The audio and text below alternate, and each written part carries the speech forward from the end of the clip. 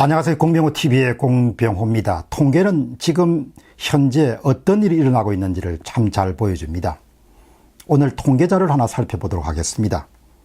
질문 첫 번째는 지금 어떤 일이 일어나고 있는가?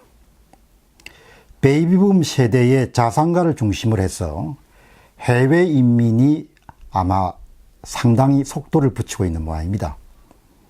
최근에 한 조사에 의하면은 인민자 수가 현저하게 늘어나고 있다고 합니다. 2017년 대비 2018년에, 그렇다면 2018년 대비 2019년도도 인민자 수가 급증할 가능성들이 높습니다. 2014년도의 해외 인민자 수는 한국에서 해국으로 떠난 숫자는 249명이었습니다. 2017년도에는 825명. 이 사이에는 완만한 증가 추세였습니다. 2018년도에 2200명으로 증가합니다.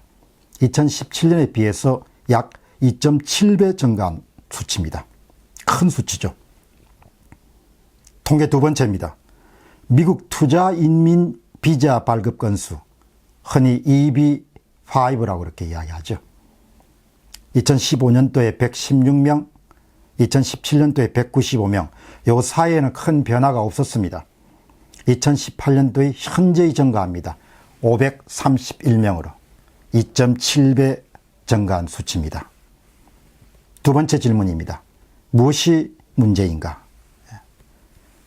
이 인민자 대열에는 자산가들이 많다고 합니다.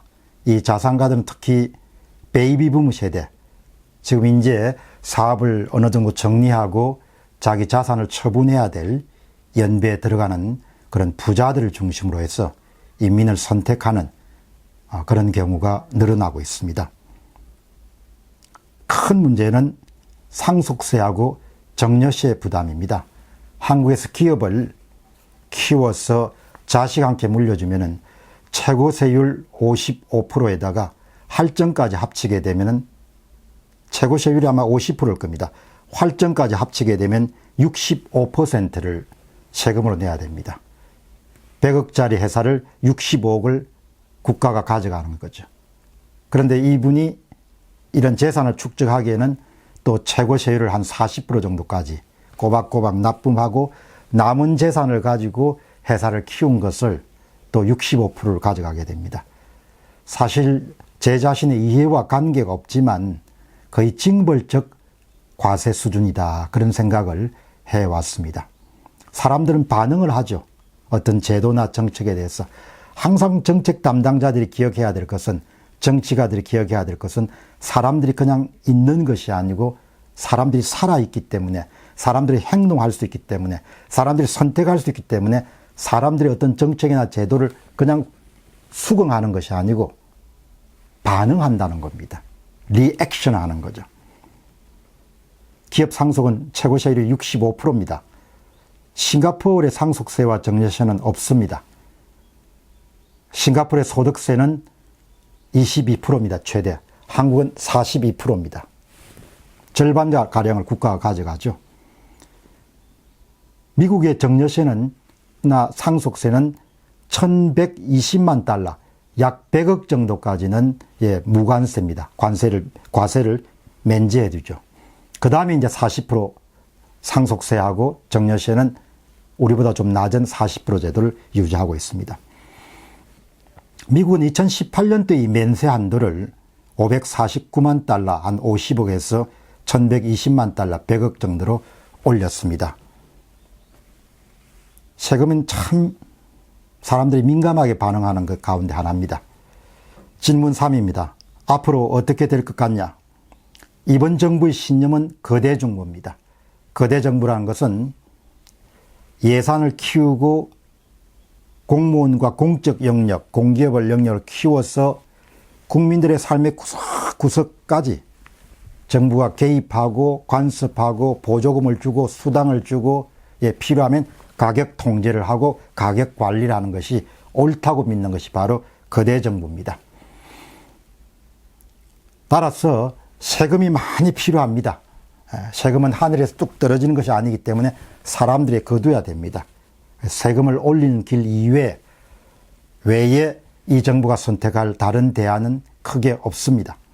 후세대들에게 부담을 넘기는 방법이 있긴 하지만 일단은 현 세대들에게는 세금을 더 늘리는 쪽으로 선택하기는 길 이외에는 다른 안이 없습니다. 그래서 앞으로 한국에서 세율이 낮아질 가능성은 상당히 낮습니다. 자, 그렇다면 경제학에서 가장 중요한 하나의 법칙, 황금룰은 인센티브 메터스, 쉽게 이야기하면 사람들은 인센티브에 반응한다는 겁니다. 사람들이 살아있다는 겁니다. 자산 처분을 앞둔 자산가들은 증여세와 상속세 부담을 낮추기 위해서 자발적으로 해외 인민을 선택할 가능성들이 아주 높다. 그것이 바로 2017년에 비해서 2018년도에 해외 인민자 수가 2.7배 증가하는 것이 우리에게 가르쳐 주는 것이고, 이것이 앞으로도 훨씬 더 가속화될 가능성이 높다. 강남권을 중심으로서 자산가들은 그런 정보를 충분히 공유하고 있다고 합니다. 특히 매력적인 장소는 영어가 가능한 영미권, 영미권이면 미국, 캐나다, 호주, 그리고 비교적 모든 것이 자유로운 싱가폴, 이런 장소가 최적지로 떠오르고 있습니다. 조선시대에는 관리들의 수탈이나 가림주구가 굉장히 심했습니다. 그러나 그 시대 사람들은 떠날 수 있는 가능성이 없었습니다. 그래서 정부의 학정, 악정이 있더라도 그 장소를 떠날 수가 없었죠. 그러나 이 시대는 아주 자유로워졌습니다.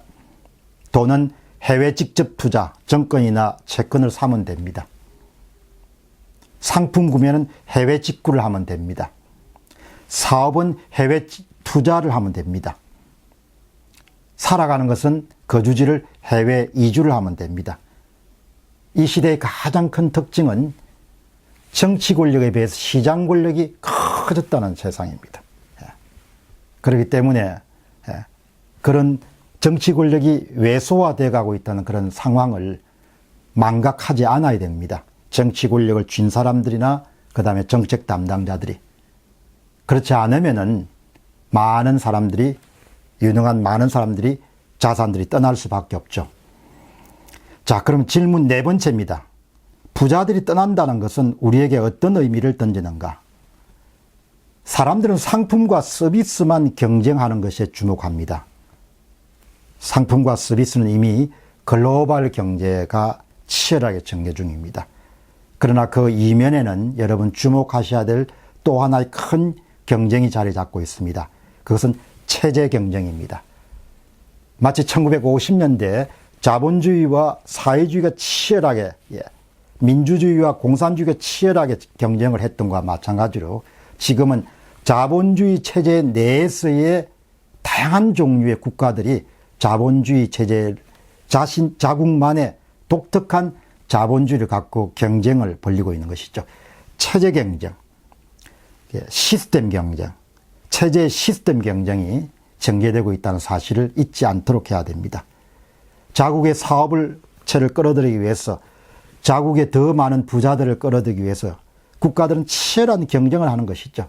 그 경쟁의 목표는 가장 안전하고 가장 편안하고 가장 매력적인 장소로 자국을 만들기, 자기 나라를 만들어내기 위해서 총력을 기울이고 있습니다. 이런 과정에서 한국은 그렇게 잘하는 나라가 아니고 오히려 점점 이렇게 뒤로 뒤떨어지는 그런 나라가 되어가는 거죠. 중요한 이유는 정치 권력의 목소리가 너무 커지는 사회가 되는 겁니다. 사람들이 선택할 수 있는 시장 원리에 자꾸 정치 원리가 개입되는 그런 사회로 가면 갈수록 점점 매력도가 떨어질 수밖에 없습니다. 정치가나 고위 정책자들은 이 문장을 기억해야 될 것입니다. 이 시대는 사람들이 엄청난 선택의 자유를 갖고 있다. 징벌적 과세를 행하거나 경쟁국에 비해 현저히 높은 세율을 부과하면 사람들은 떠날 수밖에 없다. 아마도 저 예상은 베이비붐 세대 가운데 자산가들은 앞으로 이민을 대단히 많이 선택할 것으로 봅니다.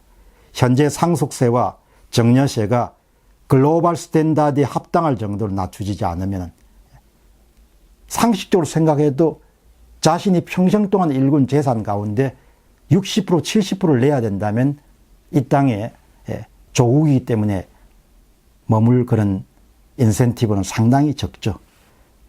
따라서 항상 경제 불문율, 황금률인 사람들은 인센티브에 반응한다는 사실을 기억하셔야 되고, 대책은 정부 규모를 줄여야 되고, 작은 정부를 지향해야 되고, 세율을 낮춰야 되고, 그리고 더 많은 사람들이 넓게 낮은 세율을 적용해서 세수를 확보하는 방향 쪽으로 가야 됩니다. 그렇지 않고 세원 확보가 쉬운 큰 기업, 큰 부자, 고소득자에 집중적으로 세금을 때리게 되면 결국은 이와 같이 부자들이 떠난다, 부자들이 떠난다, 부자들이 떠난다, 아마 이런 기사들이 신문을 도배할 가능성들은 굉장히 높아지게 됩니다. 체제 경쟁 중이라는 사실을 잊지 않으셔야 됩니다. 상품 경쟁이 중요한 만큼 각 국가는 세율과 조세 제도와 정책과 제도를 가지고 치열하게 다른 나라와 경합합니다. 누가 더 매력적인 국가가 될 것인가. 공병호 TV의 공병호였습니다. 감사합니다.